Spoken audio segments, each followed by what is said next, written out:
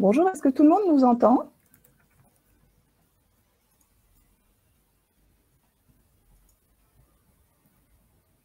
Je lui envoie un message. D'accord. C'est juste pour être sûr qu'il y avait...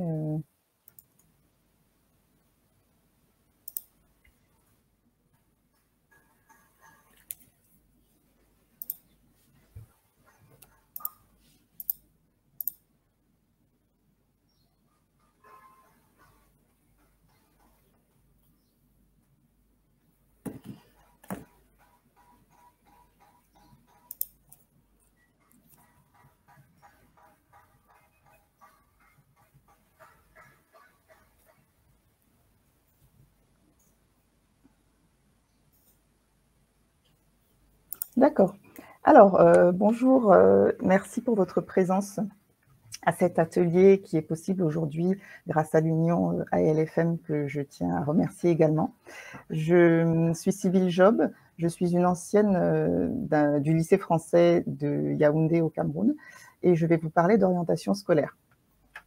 Alors, je vais vous partager du coup mon écran.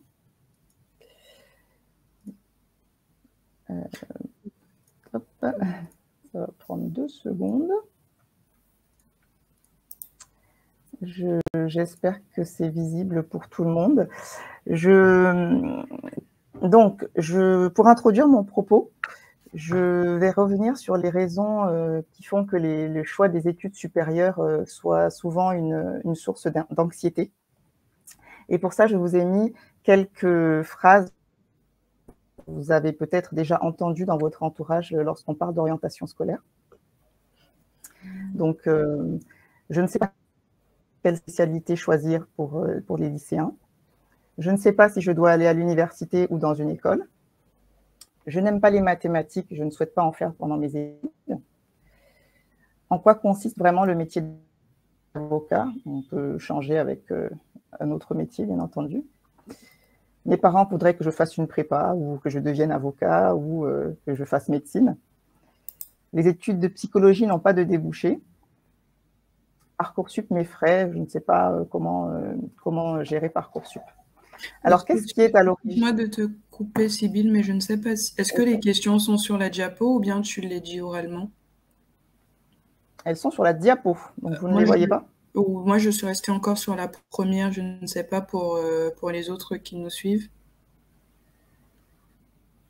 On a reçu un message, pareil, ouais. Là, voilà, là on est bien. Et Alors, si tu peux mettre peut-être aussi en plein écran. Je sais pas si ça va arranger les choses. j'étais en plein écran, en fait. Ah, ok. Je réessaie. Peut-être, ouais, peut-être après c'est ma connexion qui est un tout petit peu lente. Est-ce que les questions apparaissent, du coup, pour les phrases ou pas? Pas encore.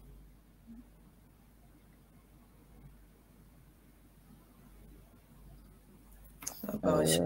Alors, ce qui se passe, c'est que moi, je n'ai pas la visibilité du chat pendant que je fais la présentation. Ouais, bah pour les autres aussi. Et sinon, est-ce qu'à tout hasard tu l'avais enregistré en PDF? Je ne sais pas si ça nous permettra d'avoir plus de facilité. Non. Alors, non, ça peut prendre 3 secondes. Ok. Je vais Bon juste bah du revenir coup, si sur vous le nous bon moment. permettez ce petit On va faire une petite pause pour que petite je puisse... manipulation technique. Donc, je vais en profiter pour me présenter. Je suis Marie-Gabrielle Kouamedio et je suis bénévole au sein du bureau et du conseil d'administration de l'Union ALFM. Donc, je vais être la modératrice durant ce panel qui est animé par Sybille.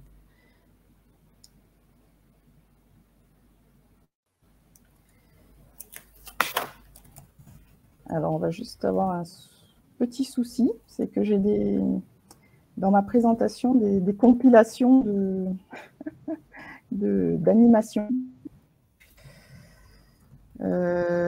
Du coup, je suis désolée, je prends 3 secondes parce que ça va être illisible sinon. Donc, je vous demande 3 petites secondes. Je reviens dans un tout petit instant pour vous permettre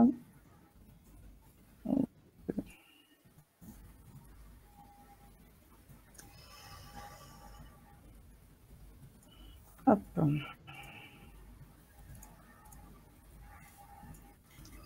Voilà, j'ai presque terminé. Je vais passer en mode PDF.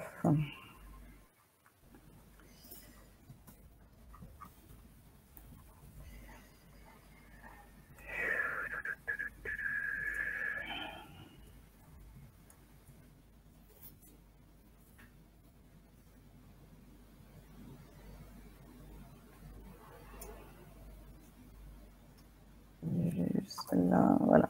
Ok, j'arrive dans 3 secondes. J'arrive tout de suite.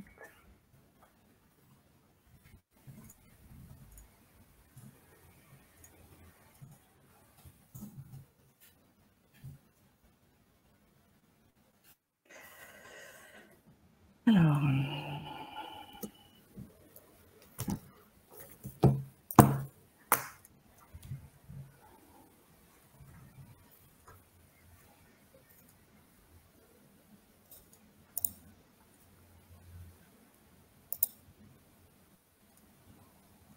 bon, j'espère que ça va fonctionner. Je relance tout de suite.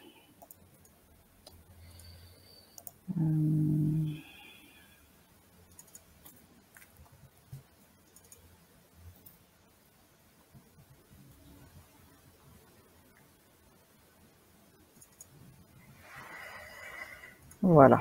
Alors, je vais vous partager du coup l'écran. Merci de me dire si ça se passe mieux. Alors, est-ce que tout le monde voit, Marie-Gabrielle, est-ce que tu peux me dire si c'est bon pour... Oui, là, je vois bien la première. Essaye de changer. Ah, c'est parfait. D'accord. Alors, du coup, nous sommes... voilà, je vous ai remis donc les phrases dont je vous parlais tout à l'heure, qui sont des phrases qu'on peut entendre quand on parle d'orientation scolaire. Donc, l'idée, c'est de savoir qu'est-ce qui est à l'origine de ces phrases. Alors, du côté des parents, eh bien, il y a à la fois les inquiétudes de parents qui sont légitimes. Hein. Les parents s'inquiètent parce qu'ils se demandent est-ce que les études que leurs enfants vont faire auront des débouchés. Ils s'inquiètent parce qu'ils doivent se préparer au coût financier des études. Ils s'inquiètent aussi parce qu'ils se demandent si leurs enfants vont réussir dans la voie qu'ils choisissent. Il y a aussi du côté des parents, donc si vous voyez dans la couleur des parents, c'est une méconnaissance parfois ou des a priori qu'ils peuvent avoir par rapport à certaines filières d'études. Il y a aussi parfois le fait que les parents se projettent sur leurs enfants et souhaitent que leurs enfants fassent finalement les études qu'ils n'ont pas pu faire eux. Pour ne citer que ça, parce qu'il y a bien d'autres choses qui créent de l'anxiété chez les parents. Et pour les enfants, il y a les jeunes, il y a souvent, revient quand on parle avec eux, un manque d'information. Et on s'aperçoit aussi qu'ils se font des idées, ils ont des a priori, ils ont des idées un peu fantasmées de certains métiers ou de certaines filières d'études. Donc, il y a un manque d'information. Et ils ne savent pas, en fait, comment trouver l'information. Et ils ont également un manque de référents ou d'accompagnement. Et tout ça crée donc, bien entendu, pas mal d'anxiété et parfois même des tensions entre les parents et les enfants dans cette période-là où ce sont aussi des adolescents et donc la communication n'est pas facile. Donc, mon travail à moi, ça consiste à accompagner les jeunes dans cette période qui est, comment dire, délicate et très importante pour leur avenir. Donc, je suis consultante en orientation scolaire. Depuis un peu plus de 2 ans, j'accompagne des lycéens essentiellement, mais aussi des étudiants, dans leur réflexion sur leur orientation scolaire et également dans la construction de leur projet d'études et parfois même jusqu'à l'atteinte de leurs objectifs. L'intérêt de cet accompagnement réside aussi dans le fait que je suis pour eux une personne à l'écoute, que je suis une personne qui a une expertise dans le domaine de l'orientation et également dans la connaissance du système scolaire et notamment le système scolaire français. Et enfin, dans le fait que je suis une personne neutre, si je puis dire, parce que voilà, il n'y a pas d'affect comme il peut y en avoir entre les parents et leurs enfants. Pour parler de mes accompagnements, j'ai choisi 3 mots qui sont expertise, pédagogie et expatriation. Expertise parce que c'est ce qu'on attend de moi. quand on fait appel à moi, que je connaisse bien les sujets liés à l'orientation et au système éducatif. Pour cette expertise, elle se manifeste tout d'abord en ce qui concerne le système scolaire français, que je connais particulièrement bien, d'une part pour y avoir fait mes études moi-même, également pour avoir enseigné pendant 8 ans dans des établissements du réseau AEFE, et enfin parce que cette expertise, elle n'est pas figée, elle est mise à jour régulièrement et elle s'enrichit de mes accompagnements. Bien entendu, je ne suis pas experte de tous les sujets. En revanche, je développe une connaissance pointue quand on me fait une demande, bien entendu. Le mot pédagogie, parce que comme je vous l'ai dit, j'ai enseigné pendant 8 ans et ça m'a permis de développer mes compétences d'écoute vis-à-vis des jeunes, et également la conscience qu'il faut développer une relation de confiance pour pouvoir accompagner efficacement une personne, et également la nécessité d'être à l'écoute de l'unicité de chaque élève, de chaque jeune, pour pouvoir adapter mon accompagnement à chacun. Et enfin, expatriation, parce que la plupart des élèves que j'accompagne aujourd'hui vivent hors de France. Ils sont des élèves en fait des lycées français de l'étranger, parce que ce sont des situations dans lesquelles on n'a pas forcément accès à toutes les informations et tout ce qui peut exister sur le territoire français. Et c'est assez inégal en fonction du pays dans lequel on se trouve. J'ai moi-même passé 15 ans en expatriation avec mes enfants, et je suis du coup à même de bien comprendre les jeunes que j'accompagne. Et également, j'ai conscience de la richesse de leur parcours que je m'attache à valoriser dans mes accompagnements. Donc, voilà ce que je pouvais vous dire sur moi. À ce jour, j'ai accompagné un peu plus de 30 élèves, voilà, donc qui sont essentiellement des lycéens. Donc, je vais vous parler de comment dédramatiser l'orientation scolaire. Et donc, je vous ai spoilé la fin, en fait, en vous donnant tout de suite la clé qui est qu'il faut anticiper. Donc, s'y prendre à l'avance, c'est la solution. Et donc, je vais essayer de vous expliquer en quoi ça aide, en fait, dans le parcours d'orientation. Et comme les études supérieures sont très vastes, il me fallait une clé d'entrée. Et j'ai choisi de vous parler de Parcoursup, qui est le point d'orgue dans le système scolaire français du choix d'orientation post-bac. Donc, je vais vous parler donc de Parcoursup. On va voir rapidement qu'est-ce que c'est que Parcoursup, qu'est-ce qu'on attend des candidats dans Parcoursup, comment se préparer à Parcoursup, et on aura ensuite un temps de questions-réponses. Alors, avant de vous parler de Parcoursup, je vais vous parler un tout petit peu des études supérieures en France. Les études supérieures en France, elles peuvent se faire dans différents types d'établissements, dans des lycées, dans des centres de formation d'apprentis, dans des écoles, ou alors à l'université. Donc, juste après le bac, il y a énormément de choix, des choix d'études plutôt courtes en 2-3 ans, comme tout ce qui concerne les BTS, les DEUST, les BUT et les licences. On peut également commencer par une classe préparatoire qui prend en général 2 ans. Et on a également dans les filières courtes le DNMAD, qui est le diplôme national des métiers d'art et du design. Ça, c'est ce qu'on peut faire juste après le bac, bien entendu. Ensuite, on peut prolonger ses études dans un bac plus 5 ou plus 8 ou plus 12. Au niveau européen, depuis l'initiation du processus de Bologne, il y a 3 grades qui sont reconnus. C'est ce qu'on appelle le système LMD, donc licence, master, doctorat, avec des études donc reconnues à bac plus 3, bac plus 5 et bac plus 8.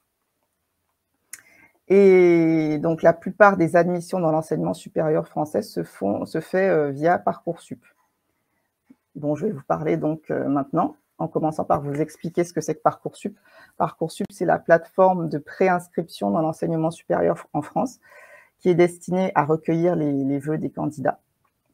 Donc, l'intérêt d'avoir ce type de plateforme qui existe aussi au Royaume-Uni avec UCAS, pour s'inscrire dans les universités anglaises, c'est de pouvoir regrouper l'ensemble des formations qui sont proposées sur le territoire français, qui ait une visibilité globale pour tous les élèves et la possibilité de choisir, de postuler à la formation que l'on souhaite. La procédure Parcoursup, elle a lieu en général à partir du mois de janvier. J'ai mis jusqu'à juin parce que c'est la période où on commence à avoir des réponses, où les élèves commencent à avoir des réponses pour rentrer dans le système supérieur au mois de septembre de la même année. Les formations qui sont regroupées sur Parcoursup sont toutes reconnues par l'État. On compte un peu plus de 19 500 formations référencées à ce jour. Il y en a encore quelques-unes qui doivent rentrer dans Parcoursup, qui sont essentiellement des formations dans le domaine des arts. Et alors, les formations qui sont proposées sur Parcoursup sont regroupées en filières dites sélectives et non sélectives. Et là, on commence à rentrer dans un jargon un petit peu Parcoursup, à savoir faire la distinction entre les deux. Donc, une filière non sélective, c'est une filière a priori qui accueille tous les étudiants qui postulent, dans la limite des places disponibles. Ce sont essentiellement les licences, les parcours d'accès santé, donc pour faire court, quand on souhaite faire médecine, odontologie, donc pour devenir dentiste, maïeutique pour devenir sage-femme, les études de kinésithérapie et, j'oublie, la pharmacie. Et également les parcours préparatoires au professorat des écoles. Ce sont seulement ces formations-là qui ne sont pas sélectives. Ensuite, toutes les autres filières, tout simplement, sont sélectives. Ça veut dire qu'il existe un nombre de places limité et que du coup, quand les candidats vont postuler, ils ne sont pas sûrs d'être pris. Ils vont être pris sur étude de leur dossier et en fonction dans la limite du nombre de places. Donc, bien, je vous ai mis quelques formations, mais elles ne sont pas toutes là, hein, les classes préparatoires, les doubles diplômes. Double diplôme signifiant que quand on fait une double licence, ça devient une formation sélective et ce n'est plus une formation non sélective. Les BTS, les BUT, voilà, donc les formations en soins infirmiers, etc. Autrement dit, il y a beaucoup plus de formations sélectives que de formations non sélectives. Alors, qu'est-ce qu'on va attendre des élèves qui vont candidater sur Parcoursup? Tout d'abord, de s'inscrire et de formuler des vœux. Alors, s'inscrire, ça ne demande pas énormément de temps, hein. En général, les élèves ont un identifiant national élève qu'ils rentrent et ça incrémente toutes les informations concernant l'élève, à la fois ses informations personnelles comme son nom, sa date de naissance et également les bulletins sont remontés directement dans Parcoursup. C'est pas ça qui est compliqué dans Parcoursup. Ce qui est compliqué, après, ça va être de formuler des vœux qui sont limités au nombre de 10 et des sous-vœux. On peut en formuler jusqu'à 20. On est encore là dans le jargon Parcoursup, qui n'est pas forcément très clair toujours pour tout le monde. Il y a dans Parcoursup, dans la partie formulation des vœux, pas de classement, c'est-à-dire qu'il n'y a pas de hiérarchie. Les élèves peuvent rentrer leurs vœux dans l'ordre qu'ils souhaitent, ça n'a aucune importance. Et ce qu'il est donc important de savoir aussi, c'est que chaque formation n'a accès ne voit que les élèves qui postulent chez elles. Donc, en fait, les formations ne voient pas les autres vœux des candidats, ils n'ont pas d'inquiétude à avoir là-dessus. Ensuite, les élèves, une fois qu'ils ont fait des vœux, doivent remplir un projet de formation motivé pour chaque vœu. Ça, c'est vraiment important, c'est en fait expliquer à chaque fois qu'on a choisi une formation pourquoi on a choisi cette formation-là. Ça ne veut pas dire pourquoi on a choisi la prépa en général, mais pourquoi on a choisi cette prépa-là en particulier. Et il faut également remplir une rubrique activités et centres d'intérêt. Ensuite, les élèves doivent confirmer chaque vœu. Et ensuite, au moment de la phase d'admission, donc qui a lieu au mois de juin, il y a toute une procédure sur la façon de répondre avec des délais de réponse. Alors, pour revenir sur les projets de formation motivés, comme je vous le disais tout à l'heure, l'élève doit rédiger un projet de formation motivé pour chacun de ses vœux. Donc, il doit expliquer pourquoi il souhaite rentrer dans la formation, quelles sont ses motivations, quels sont un petit peu ses projets et pourquoi il est intéressé par cette formation, avec un maximum de caractères, 1500 caractères. Et ça, c'est très important, notamment pour les vœux sélectifs. On imagine bien que pour une licence, les universités ne vont pas lire le millier de projets de formation motivés qu'ils vont recevoir. En revanche, les formations qui vont prendre de 15 à 30 élèves vont s'y attarder, surtout parce que la première chose qu'on regarde, ça va être les notes. Mais dans un second temps, avec des élèves qui ont les mêmes niveaux scolaires, on va s'attacher à faire la différence entre les uns et les autres en regardant précisément la façon dont ils s'expriment sur leur motivation. Donc, c'est une partie qui est très importante, qui est à soigner, qui est chronophage parce qu'il faut faire en même temps que ces cours, eh bien, des lettres de, ce qu'on pourrait appeler des lettres de motivation et gérer son inscription sur Parcoursup. Ensuite, il y a une rubrique qui n'est pas obligatoire, qui est activité et centre d'intérêt, mais qui est, comme je vous le disais tout à l'heure, également fortement regardée par les formations sélectives, parce que c'est aussi une façon de se démarquer, de montrer ce qu'on fait en dehors de l'école, quelle est la personnalité de la personne, dans quoi est-ce qu'elle s'investit en dehors du scolaire. Cette rubrique dans Parcoursup, elle est découpée en 4 parties. Donc, il y a mes expériences d'encadrement ou d'animation, mon engagement citoyen. Donc, je vous ai mis la petite phrase qui apparaît dans Parcoursup. Hein, décrivez ici votre engagement citoyen ou bénévole dans une association, dans votre établissement ou un autre cadre. Il faut également parler de son expérience professionnelle, bien entendu, à l'âge du lycée. Et donc, ça revient à parler de ses stages, d'éventuels boulots d'été qu'on a pu avoir, et de tout ce qui peut être projet auquel on a participé. Enfin, il y a une rubrique ouverture au monde, avec les pratiques sportives et culturelles et les parcours spécifiques. C'est une rubrique qui, pour des élèves qui ont vécu en général hors de France, est plutôt assez facile à remplir. Voilà, mais il s'agit de 4 rubriques pour laquelle à chaque fois il y a 1500 caractères à rentrer, donc à peu près une quinzaine de lignes, et que ça ne s'improvise pas donc la veille de Parcoursup. Donc, sachant qu'en plus, certaines formations peuvent demander des écrits supplémentaires. Pour prendre l'exemple de Sciences Po Paris et ses campus, on demande la motivation et le projet pour Sciences Po, un essai sur 5 sujets qui changent tous les ans. Et là, pour le coup, c'est plutôt 4000 caractères que 1500. Et parler également de ses activités et centres d'intérêt. Certaines classes préparatoires demandent une lettre de motivation faite de manière séparée. C'est souvent pour éviter justement des copier-coller sur les projets de formation motivés. Certaines formations peuvent demander de renseigner une fiche spécifique avec des questions liées à la formation. Et ça, on ne le découvre en général qu'au moment de Parcoursup. Et pour les formations en apprentissage, il y a besoin d'un CV, mais ce n'est pas quelque chose qui est obligatoire en général sur Parcoursup. Voilà. Tout ça pour vous dire qu'en fait, ici, on s'aperçoit déjà que Parcoursup, ça doit s'anticiper. On ne peut pas arriver, en fait, l'année de terminale et se dire « Oups, ça y est, on s'intéresse à Parcoursup ». C'est quelque chose qui doit être vraiment considéré en amont.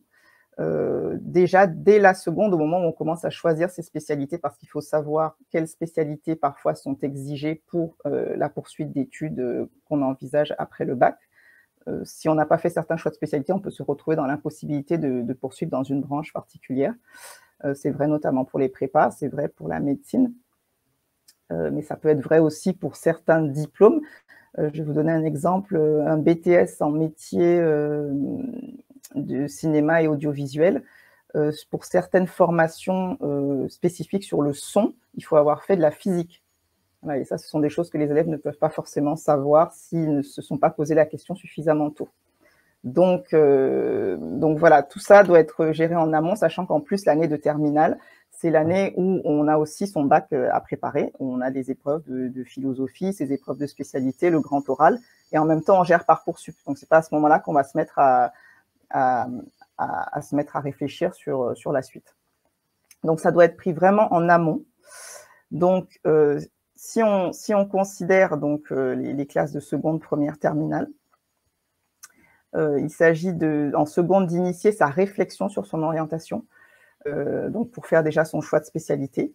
C'est le moment pour ceux qui n'ont pas fait de stage, peut-être de faire un stage d'observation qui est souvent fait en troisième, mais dans certains pays, il est fait seulement en seconde du fait de l'âge. et réfléchir aussi à comment est-ce qu'on peut avoir un engagement citoyen ou comment est-ce qu'on peut avoir une implication avec plus de sens dans ces activités. En première, c'est le moment d'affiner son projet d'orientation en consultant les formations qui sont envisagées, quelles sont leurs conditions d'accès, est-ce qu'on y accède par concours, est-ce qu'on y accède sur un dossier, quelles sont les spécialités qui sont demandées, quels sont les résultats attendus. On peut avoir ces informations sur les sites internet, on peut aller sur des salons et des journées portes ouvertes aussi, sachant que tout ça se fait beaucoup en ligne depuis la pandémie liée au Covid-19. Et il existe aussi des MOOC d'orientation qui vont expliquer, par exemple, en quoi consistent des études de droit ou des études en biologie. C'est aussi le moment encore, voilà, si on n'a pas eu d'expérience professionnelle, de penser à faire un stage ou à trouver un emploi d'été et d'aller plus loin dans la pratique de ces activités. J'ai mis un exemple, ça peut être participer à un projet ou monter un projet. Et j'ai mis travailler pour avoir de bons résultats scolaires et de bonnes appréciations parce que les bulletins de première et de terminale sont inclus dans Parcoursup et sont la première chose que regardent les formations. Et que donc les élèves doivent avoir conscience qu'en arrivant en première, eh bien là vraiment il y a la nécessité d'avoir de bons résultats. Surtout si on souhaite voilà, avoir la formation de ses rêves. En terminale, il faut en fait avoir fait tout ce travail de réflexion en amont pour être en fait maintenant au niveau de l'élaboration de sa liste de vœux et de travailler en fait sur les éléments de son profil qu'on souhaite mettre en avant. Voilà. Et se concentrer sur ses études pour optimiser ses bulletins. Donc pour résumer, parce que je pense que je vous ai déjà beaucoup parlé et que ce serait bien d'échanger peut-être avec vous, je dirais qu'il faut anticiper et en fait on arrive à dédramatiser l'orientation en initiant sa réflexion suffisamment tôt, en multipliant les sources d'informations. Il faut discuter avec ses enseignants, notamment avec son professeur principal, ne pas hésiter à rencontrer des professionnels, multiplier aussi la possibilité d'assister à des salons et des journées portes ouvertes, aller regarder les sites internet des formations qu'on envisage de faire. Multiplier aussi les occasions pour l'élève d'avancer dans sa réflexion. Hein. Faire un stage, ça permet de se dire, eh bien, oui, je veux effectivement travailler dans ce domaine-là, c'est intéressant, ou non, finalement, c'est pas ce à quoi je m'attendais. Donc, ça peut être par des stages, des petits boulots, du bénévolat. Et voilà, toujours multiplier les rencontres avec les professionnels. Pour vous parler de mon offre, mais très rapidement, moi, je réalise des bilans d'orientation avec les jeunes. Je fais aussi des accompagnements plus longs. Parfois, j'accompagne les élèves sur leur année de seconde, de première et de terminale. Je réalise également des accompagnements dans la procédure Parcoursup spécifiquement. Je prépare les jeunes aux oraux d'admission, sachant que je participe tous les ans, je suis membre du jury d'admission dans une école de commerce. Et je fais également des accompagnements à la demande en fonction des besoins spécifiques. Voilà, du coup, si vous avez des questions ou si vous souhaitez échanger, je crois qu'on peut y aller.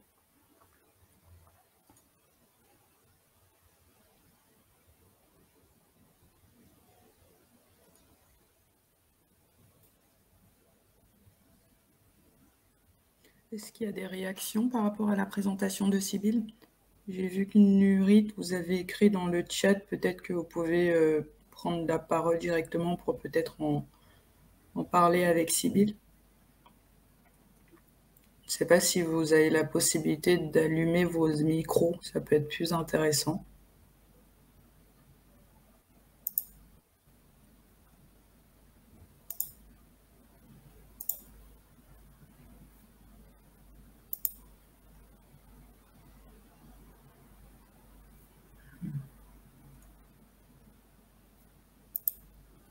Est-ce qu'un élève, alors j'ai l'impression que oui, qu'on a un souci avec les micros. Est-ce qu'un élève peut changer de spécialité facilement? Alors, ce qui est compliqué dans ce genre de questions, facilement, je dirais que non. Et déjà, est-ce qu'il peut changer tout court de spécialité? Ça dépend vraiment des lycées. Je pense que c'est... Alors, déjà, entre la première et la terminale, je pense que c'est pas possible parce que ça voudrait dire que l'élève a raté un an comment dire, de sa spécialité et que du coup, il se retrouve sur une année de terminale où il y a à peu près 4 mois de cours avant les évaluations, et donc ça me paraît impossible. Maintenant, pour changer de spécialité, ça voudrait plutôt dire un redoublement, et ça dépend de chaque établissement, de chaque lycée, je pense.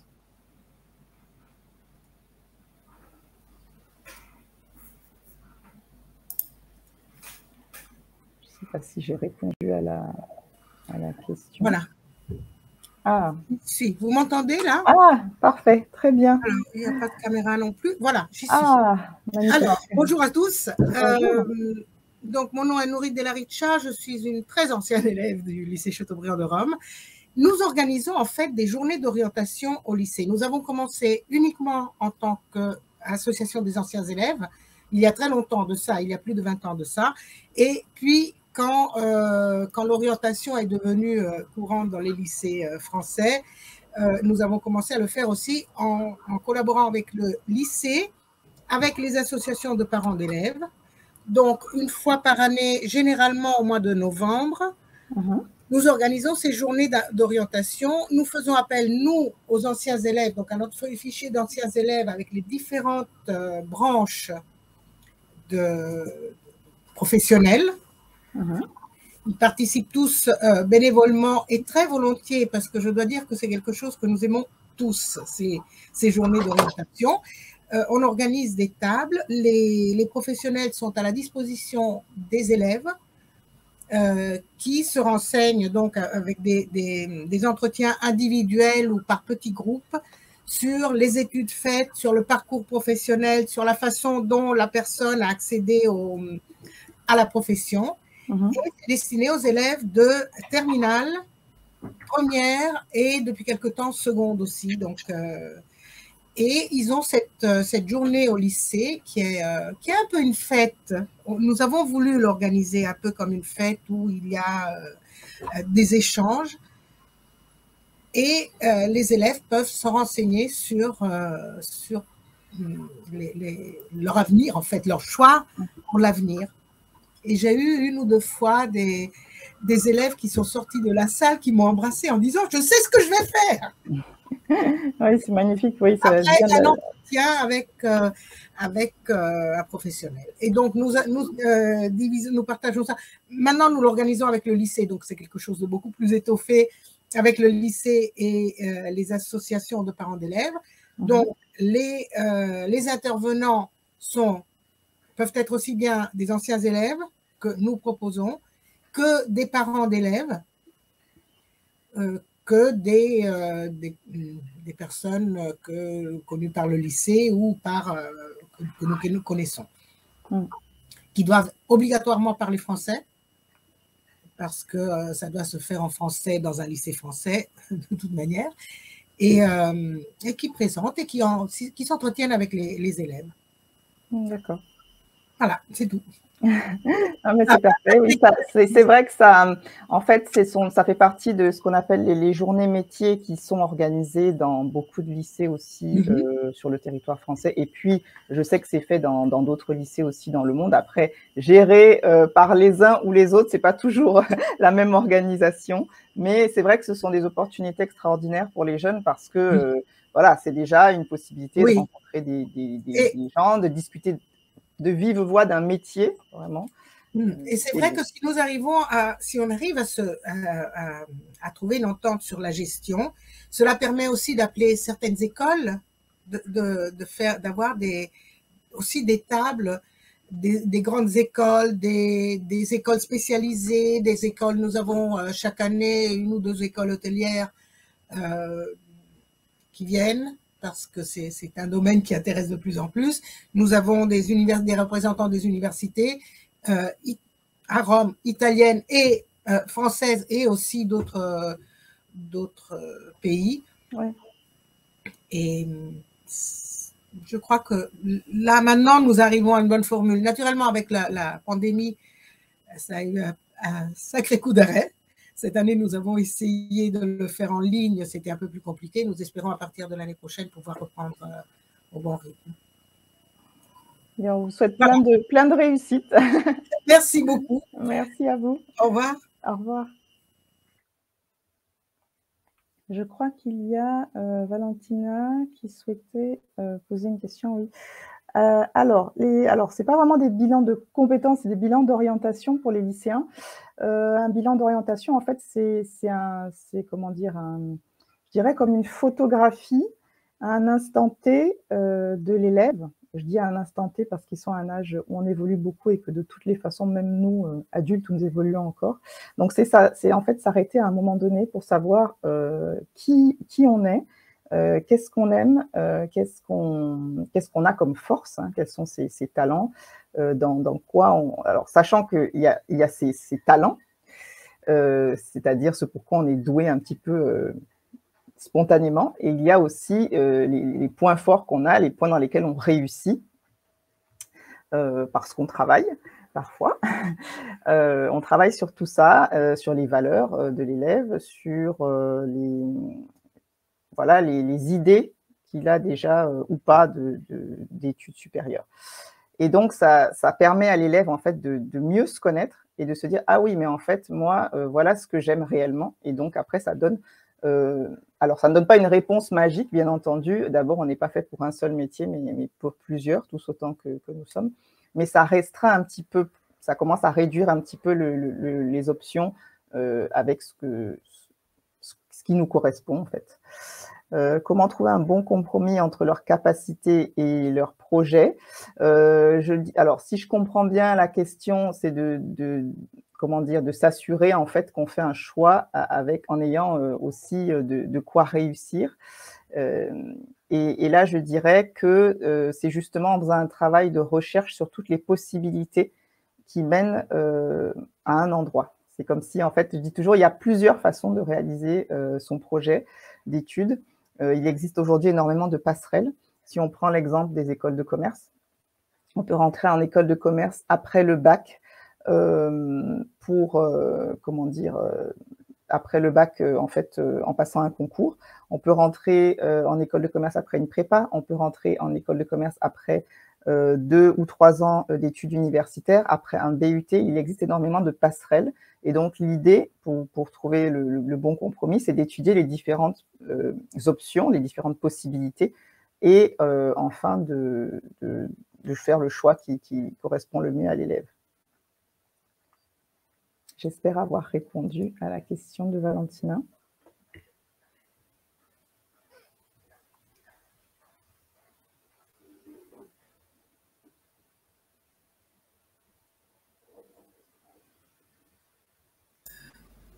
Elle a répondu dans le chat que oui, tu y as bien répondu. D'accord, merci. Et je pense qu'on va avoir une autre intervention de Mpaï, normalement. Il ne devrait pas tarder.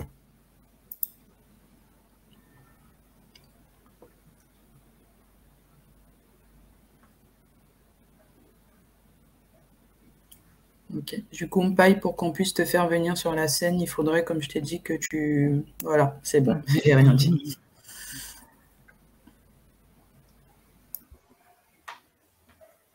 Bonjour. Bonjour. Oui. Oui, bonjour.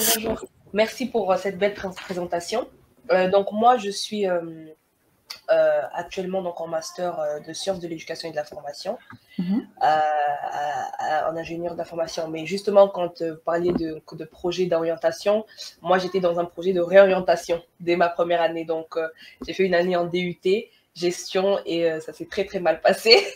Et donc, c'était à partir de ce moment-là où j'ai donc questionné mon parcours en réalité. Qu'est-ce que c'est que je veux faire?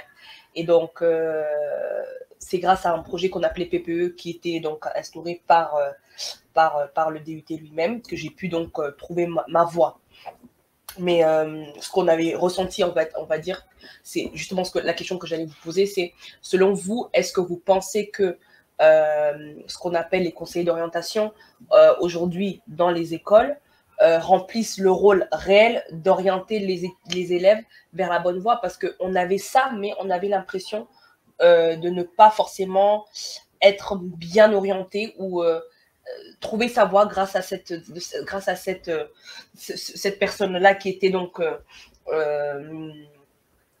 présentée donc dans l'école ou l'établissement scolaire où on était. Moi, j'étais donc notamment à l'école française donc de Johannesburg. Et voilà, donc l'idée c'est, qu'est-ce que vous pensez de ce rôle-là en termes de métier, et peut-être des propositions d'amélioration vis-à-vis de ça. Alors, je pense, enfin, après, c'est une question sur ce que j'en pense personnellement, c'est un peu compliqué, parce que, alors, ce que je sais, c'est que, bon, les conseillers d'orientation sur le territoire français ne sont pas forcément disponibles, enfin voilà, ils n'ont pas, c'est pas forcément un poste permanent déjà. Ce qui peut créer déjà des complications pour les élèves, voilà, déjà dans le quotidien pour trouver le moment d'eux, sachant qu'en plus, là, la démarche consiste à attendre de l'adolescent qu'il fasse la démarche, lui, d'aller voir. On sait que c'est un âge où, voilà, c'est pas un âge où on se prend en main le plus facilement. Il faut qu'il fasse la démarche d'aller, lui, quand il est au lycée, voir le conseiller d'orientation. Il y en a qui ont cette maturité, tous ne l'ont pas. Ensuite, il y a la problématique du fait de est-ce que c'est le jour où il est là, est-ce que c'est le jour où il n'est pas là, est-ce que l'élève va être persévérant pour pouvoir le rencontrer. Je sais que dans les lycées français de l'étranger, alors il n'y a pas toujours de conseiller d'orientation déjà. Souvent, c'est le responsable du centre de documentation et d'information qui tient les deux rôles, du coup, qui n'est pas non plus à 100% sur l'un ni sur l'autre. Et je dirais que je pense que ce sont des personnes qui n'ont pas forcément, comment dire, je ne sais pas s'ils ont tous les moyens qu'il faut pour accompagner au mieux les élèves. Voilà, c'est ce que je dirais. Donc, est-ce que c'est bien d'en avoir un? Oui, parce que c'est quand même un interlocuteur. Quand il est là, il faut aller le voir. Je pense que c'est un interlocuteur pour qui c'est un peu plus facile quand on a déjà quelques idées. Quand on part de rien, je ne sais pas s'ils sont suffisamment outillés pour aider les élèves et s'ils ont le temps aussi nécessaire, parce que voilà, ça demande vraiment d'allouer un temps dédié. Et souvent, quand on fait quand ils font des interventions plus générales, on a toujours le souci de perdre les quelques élèves qui ne se sentent pas concernés par ce qu'on dit. Ok, bon, merci beaucoup pour... Je vous en prie.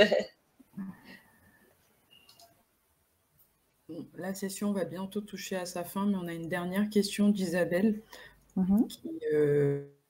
qui est celle-là. Un alumni d'un lycée français à l'étranger travaille dans un spécialiste.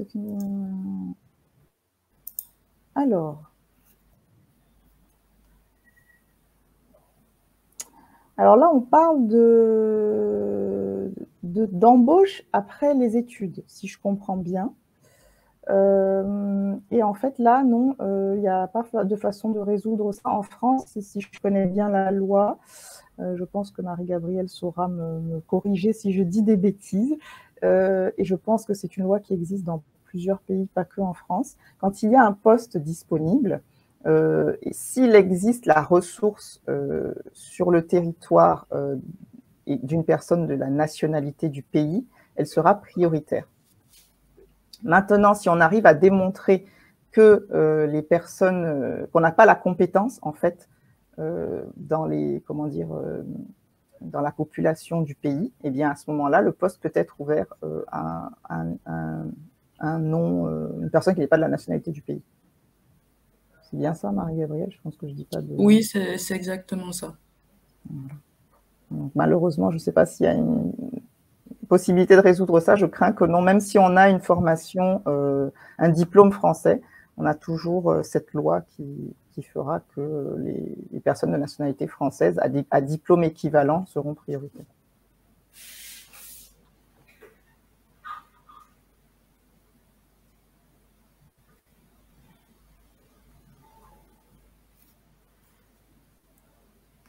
Si jamais il y a d'autres interventions pour terminer, c'est le moment. Sinon, on va devoir bientôt clôturer la session.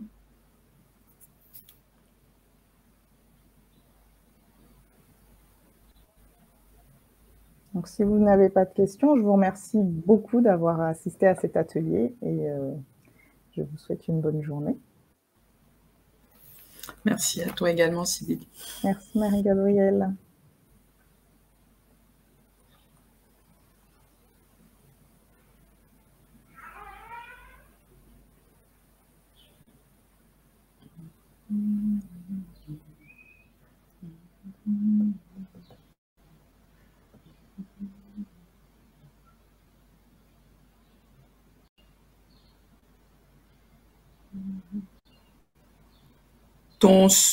Ton micro n'est pas activé. Ah, attendez.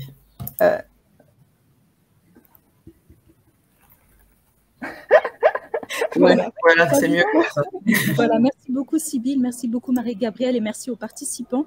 Juste pour vous informer, pour les participants qui auraient d'autres questions, que vous pouvez vous diriger vers l'espace lounge pour continuer cette interaction directement avec Sybille, notamment qui a un stand.